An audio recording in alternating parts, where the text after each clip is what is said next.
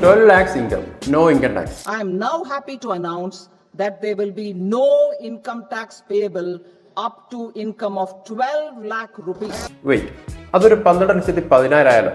ആ 10,000 മേലെ മാത്രം ടാക്സ് അടച്ചാൽ മതിയോ? പോരാ, 4,00,000 മേലെ വരുന്ന കംപ്ലീറ്റ് ഇൻകവും ടാക്സബിൾ ആവും. Let's take an example. നിങ്ങളൊരു നോൺ സാലറിഡ് പേഴ്സൺ ആണ് ആൻഡ് യുവർ ഇൻകം ഈസ് 12,10,000. വെറും 10,000 കൂടുന്നത് കൊണ്ട് നിങ്ങളുടെ ഇൻകം ടാക്സ് ലയബിലിറ്റി സ്ലാബ് പ്രകാരം അറൌണ്ട് 61,000 റുപ്പീസ് ആണ്. അപ്പോൾ അത്ര എമൗണ്ട് ഇവിടെ ടാക്സ് അടക്കണം. Here comes marginal relief. എന്താണ് മാർജിനൽ റിലീഫ്?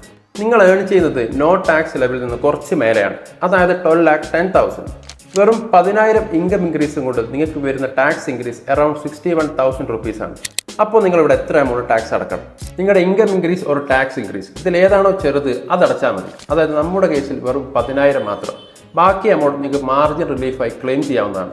പക്ഷേ ഈ റിലീഫ് അങ്ങനെ എല്ലാവർക്കും കിട്ടില്ല. നിങ്ങളുടെ ടോട്ടൽ ഇൻകം 12,75,000 വരെ ആണെങ്കിൽ മാത്രമേ കിട്ടുള്ളൂ. ഇൻ കേസ് നിങ്ങളൊരു സാലറിഡ് ഇൻഡിവിജ്വൽ ആണെങ്കിൽ നിങ്ങൾക്ക് ഒരു എക്സ്ട്രാ 75,000 സ്റ്റാൻഡേർഡ് ഡിഡക്ഷൻ ഉള്ളതുകൊണ്ട് ഈ ക്ലെയിം നിങ്ങളുടെ ടോട്ടൽ ഇൻകം 13,50,000 വരെ ആണെങ്കിലും ക്ലെയിം ചെയ്യാവുന്നതാണ്.